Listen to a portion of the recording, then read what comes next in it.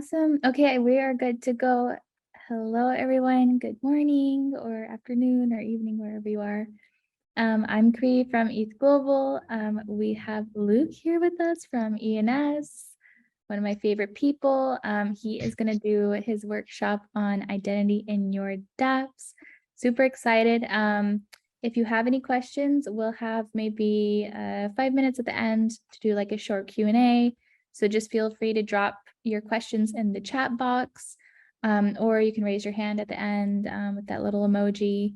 But yeah, we will let Luke take it away and yeah, enjoy the workshop. All right, sweet. Well, you took my opening there. I was gonna do the whole good morning, good afternoon, or evening, whenever and wherever you are, but I'll take it. Sorry. Regardless, hello hackers. I hope your projects are going great. And this is the workshop. So can everybody hear me? I hope so. Anyhow, I am 0x225 F137127D90677883147BC7FCC1F36746A3C3B5, otherwise known as Loosmans.eth. And that kind of sums up my entire presentation. That is ENS, the core premise of ENS. ENS is the Ethereum name service.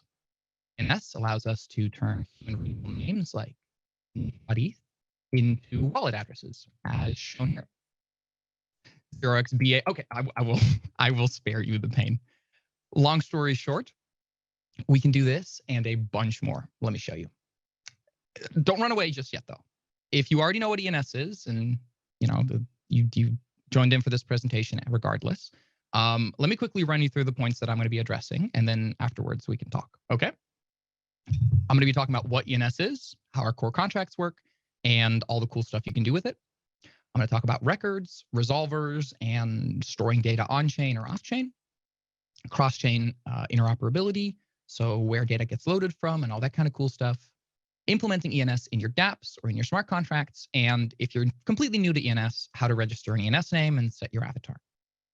So decide whether this workshop is for you. If all of this just made you go, hey, I already know all this stuff, cool, congrats to you. I feel free to leave.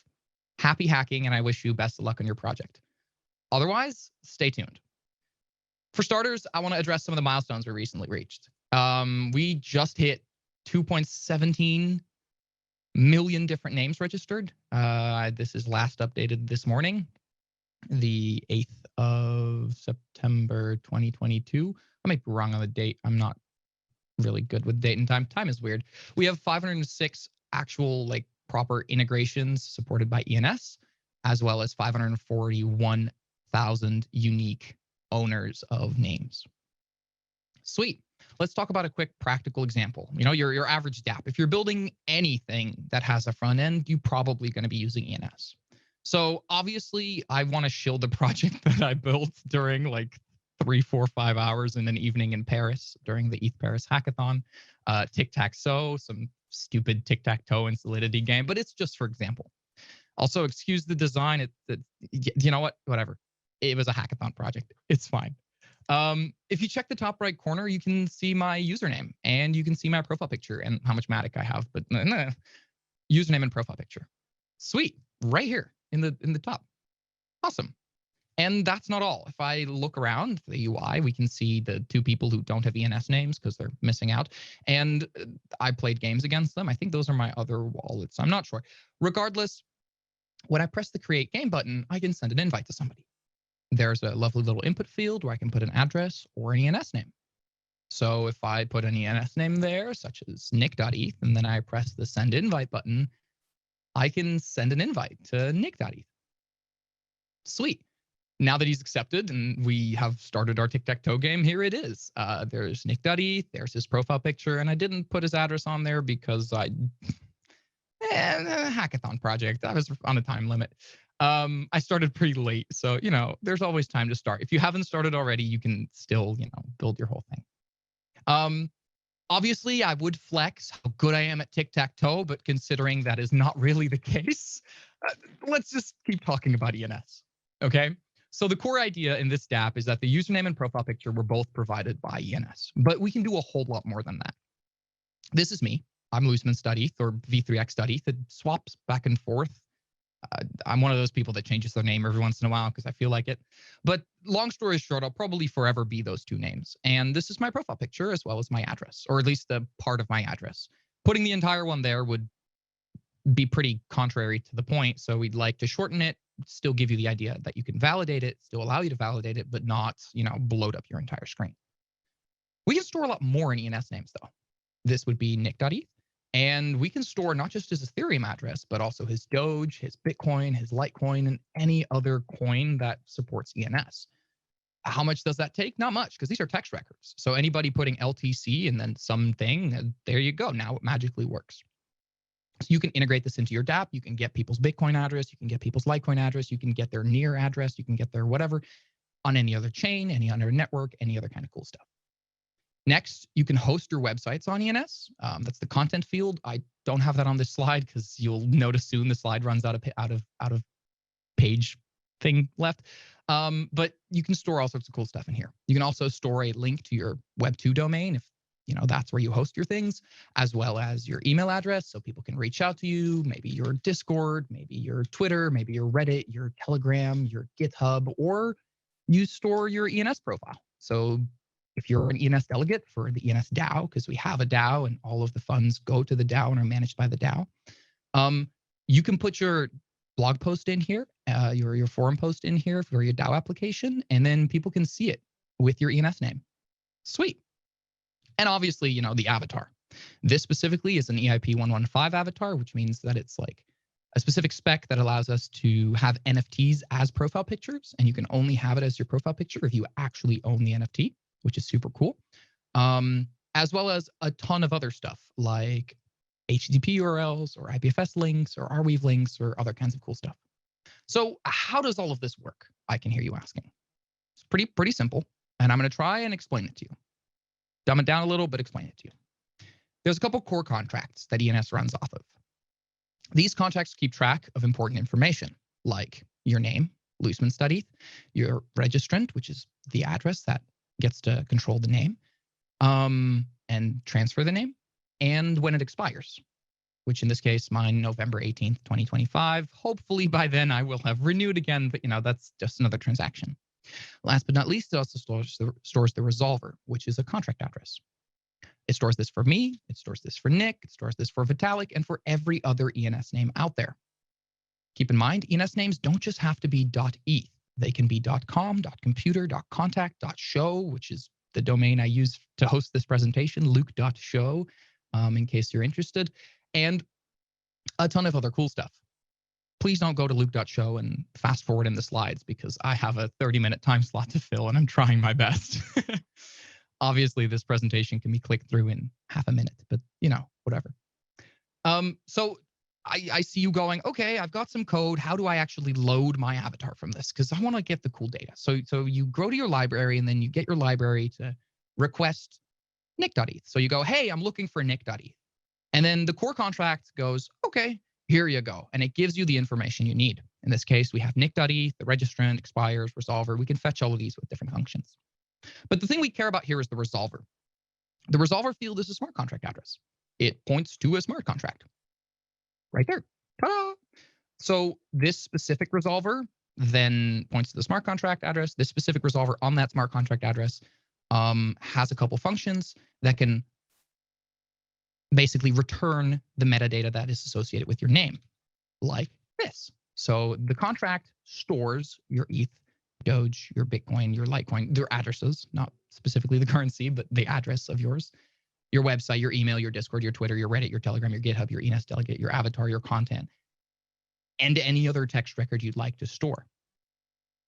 Now, the cool part about this, I'm a slides behind on my controller. There we go.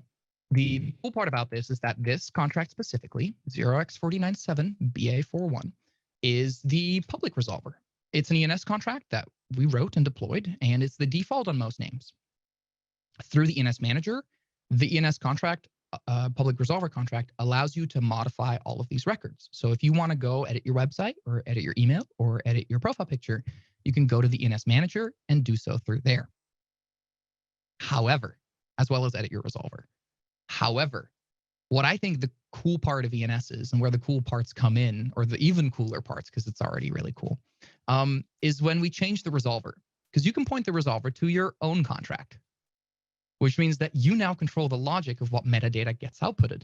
So you can change your ETH address, you can change your Bitcoin address, you can change your avatar, and programmatically have all of these fields set.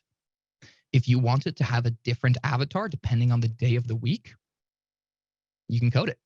If you wanted to have a different avatar depending on the price, a different description depending on the ETHUSD price or the ENS token, something, the amount you have maybe, there's so much cool stuff you can do. Because anything that can be written in a smart contract can be made into a resolver and can be read from ENS. Sweet. So it's fully programmable. Now, I see you looking at this and going, oh yeah, cool, I can make my own smart contract, but they'll have to be on mainnet. And I understand that when you look at these things like ETHOnline and you see the sponsor list, you're like, whoa, that's a lot of different EVM chains. And I understand that all these fancy things are super nice to look at. I mean, look at all of them. I want the, oh, I'm behind again. This fancy stuff. I want to build on these. I understand you want to build on these. So it's possible to build on these. We want to build on these. So we got you. Got good news for you.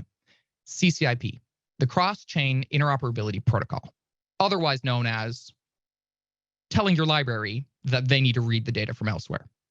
Super simple. Allow me to explain.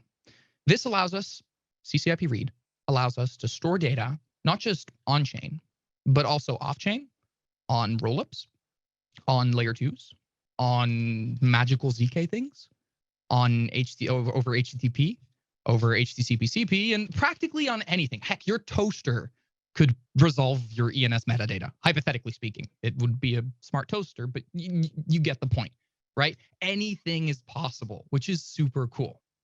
And you're able to program it completely. Obviously, this will require some intermediary steps, but it's not that bad. So how does this actually work, right? How did we add this functionality? Is this fully smart contracts? Whatever. If you're doing this on-chain, you can do it through Chainlink oracles. However, if you're doing it off-chain, you'll need your library to handle it. In this case, here's the way Ethers goes about it. Ethers will request from the ENS contract on mainnet your resolver, right? It requests your name, verifies you're the owner, all that fun stuff, if that's what you ask. But requests your name and it gets the resolver field. And then it reaches out to the resolver contract and says, hey, resolver, I need to load the avatar of this user, or give me the ETH address of this user. And the contract, instead of replying with the information, says, oh, no, revert off-chain data, go to Optimism, or go to Polygon, or go to Arbitrum, and this is the contract you need, this is the call data. And then Ether says, I know how to handle Optimism, I know how to handle Paul, I know how to handle all these chains, I got you. And then it reaches out for you to Optimism, to the contract, does all the stuff you need to do, and then eventually your contract written on Optimism or your NFT on Polygon replies, and Ethers has the data it needs, your profile picture, your whatever. So you can now have this on multiple chains, off-chain, on your teapot, on your whatever, and it will magically work. The best part about it is that all of this is built into the library by default, which means it is no extra effort on your part to support these kinds of names. If you're building a web UI, all of these names, that are fetched from people's toasters will just magically work. Your fridge will be able to update its records dynamically. It's a pretty good one. So obviously, there's a bunch of libraries out there. And before you go looking what libraries are ENS capable or all that stuff, most of them already are.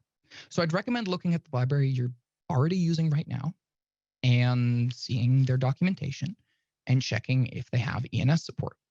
Most popular libraries out there like Ethers, WAGMI, ENS.js, obviously, Web3.js, Web3.j, K-Ethereum, Web3.py, and Go ENS, which would make sense because it has ENS in it, already support ENS and off-chain resolution and that kind of stuff. You can do things like forward lookup, where you can give it a name and then it will reply with the address, right? So I can give it v3x.eth or loosemans.eth and it will reply with 0x225f13171. Yeah, that shebang. Or you can do reverse resolution and fetch somebody's profile picture and avatar based on their address. So we can go from wallet address to name, which is super cool. And you can do a bunch more. Now, I've been pushing myself a little to make this presentation, and I've been procrastinating because I'm human, I think. And that means that some of the parts of the presentation I haven't fully finished. So my sincere apologies, because I could talk about subdomains for a very long time. There's a lot of cool things that we can do with subdomains, and sadly, this part of this presentation hasn't gotten enough content just yet. But I will be updating it as time goes on. So if you check luke.show/eth-online-2022, you'll find the slides, and it should be updated in a little bit. However, subdomains, same resolver logic, same infrastructure, same everything, allow you to create subdomains, give out subdomains, have subdomains as NFTs, depending on how you code it or what code you're using. We're working on some examples for that so that you can easily do it as well. And you can control all sorts of cool stuff. So you could give subdomains to every member of your community, or you could make an off-chain resolver, such as we've seen with Argent and with Lens and with Coinbase, where subdomains of those services are given to the users thereof. So with Coinbase, you're given a cb.id subdomain, which is a fully working ENS name, which is super cool. So everywhere on the decentralized web, and soon the centralized web, you'll be able to have that as your name. I have issues on ramping, but otherwise I would have had luke.computer on ENS already. But you can do all sorts of cool stuff like that, right? You can take your Web 2 domain and convert it to your Web 3 domain and still have both, and have extra functionality. Super cool. So where do you find more about this? We obviously have our documentation, docs.ens.domains, where you can find most of the information that I just mentioned. I'm currently working on a more improved version of that, and more news will be coming about it in the near future, as well as, all this other cool stuff. So I see you sitting here. No, I don't. I can't look through the camera, but I'm trying. But I can envision you listening to this and going, yeah, that's cool. These names are really cool, but super duper cool. Where do I get one? How do I register one? And it's really simple, the ENS Manager. Now, the ENS Manager is not the only place. You could do it directly on chain, or you could do it through any of the other places, such as the ENS Ferry, Rainbow, Coinbase, Lens, or Argent. And each of these have their own things. Coinbase, Lens, and Argent are doing their subdomain thing, and ENS Ferry and Rainbow, as well as Status, and ENS Ferry and Rainbow allow you to register names directly. The ENS Ferry also has a cool feature where you can register a name and send it to the ENS Vault. So if you find a name of a celebrity or of a person that you think should deserve to have their ENS name, but they're not in the Web3 ecosystem yet, you can purchase the name for them, send it to the ENS Ferry, and the ENS Ferry will try and do their best to make sure that person gets their name. So for a fair bunch of celebrities, you can right now register their name, give it to the ENS Ferry, and then whenever that celebrity enters Web3 or wants their Web3.eth name, then you're able to send it to them. Sweet. The ENS Manager is what I'll be focusing on today. I also want to tease really quickly. We have a new version of the manager coming out.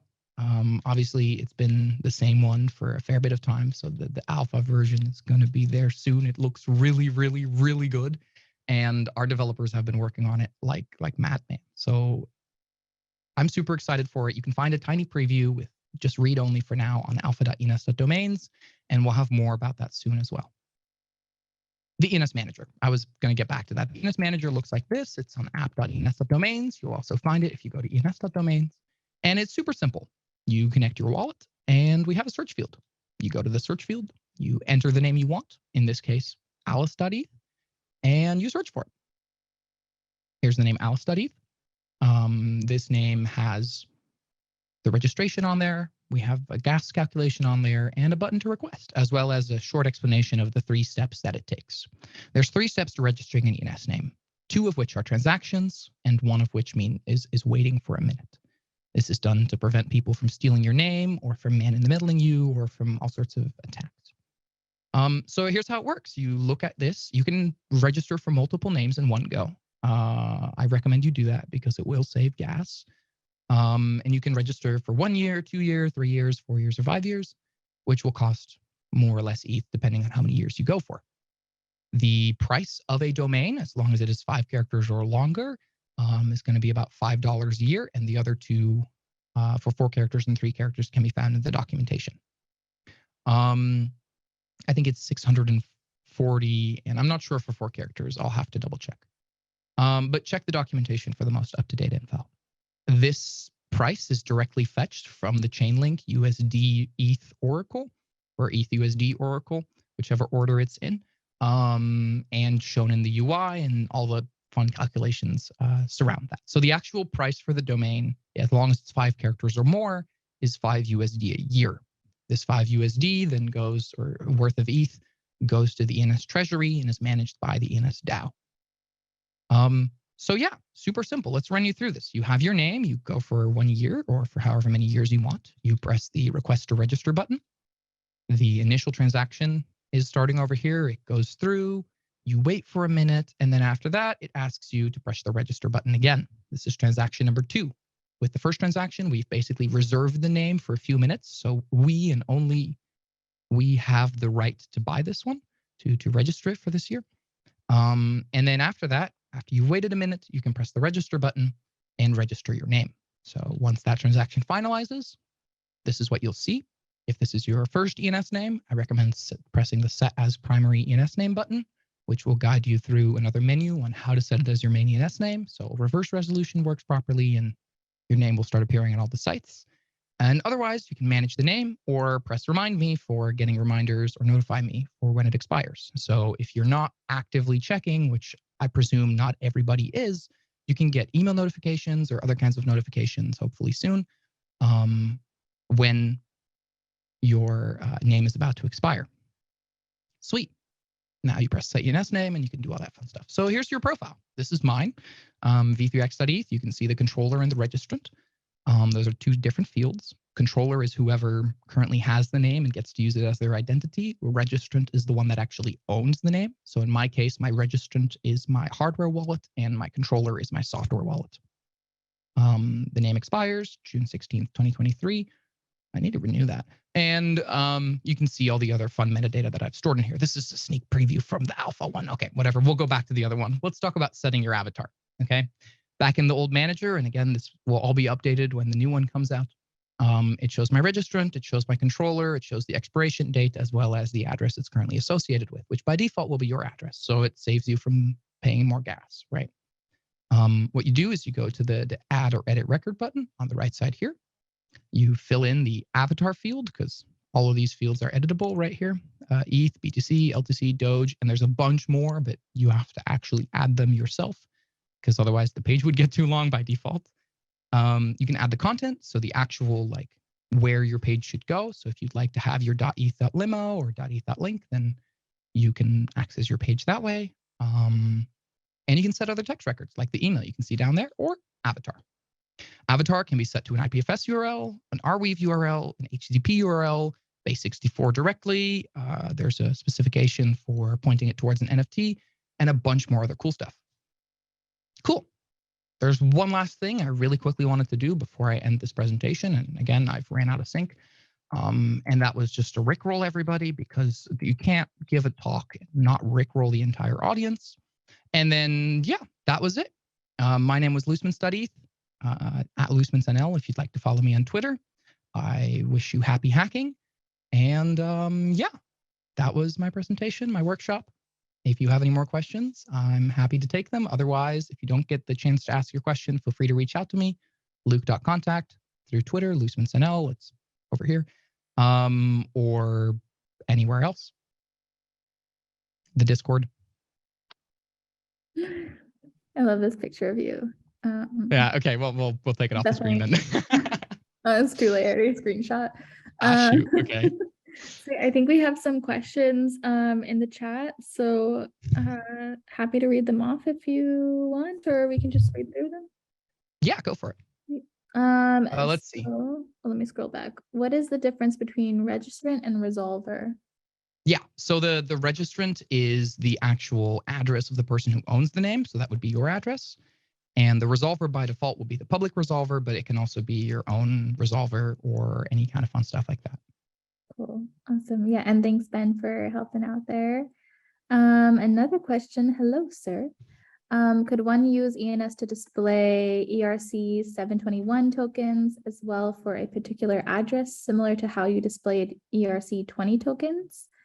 Yep. And following up, would one use the contract address for the ERC 721 as the resolver? Yeah. So if the ERC 721 natively supports being an ENS resolver, because that's another interface with a couple functions, then it is fully doable. Otherwise, pointing it towards the NFT address is fully doable, the ERC 721 address. However, you can also always, after the fact, write a resolver that basically connects the two, that allows you to convert from ENS resolver interface to reading the data off of the NFT. So you could have ENS subdomains or actual name metadata fetched from an NFT contract. Yeah, or from a middleware resolver. Sweet, awesome, yeah. Someone says, yeah, tell us about subdomains, please. Someone asked, what is the loose.show URL? I think Yes, it's you pinned it. Luc.show. Okay, cool. You sent it. Awesome. Yeah, I should buy both, but yeah. Then Patrice asked, can I use it with a test net? Yes, we have multiple deployments right now. I'll put a quick link in the chat as well to where our deployments are, but we have some deployments on most of the mainnet testnets or most of the East testnets. So on Rinkeby and Goerli, you'll definitely be able to test out and register. I think if you go to the manager right now and you change your MetaMask or your wallet to one of the testnets, then it will automatically swap over and you can register and try it out for free on testnet. Sweet. Okay, and last one. Meek says, how about a feature that ENS registry for smart contracts? I think Meek. Yes. So registering smart contracts on users' behalfs.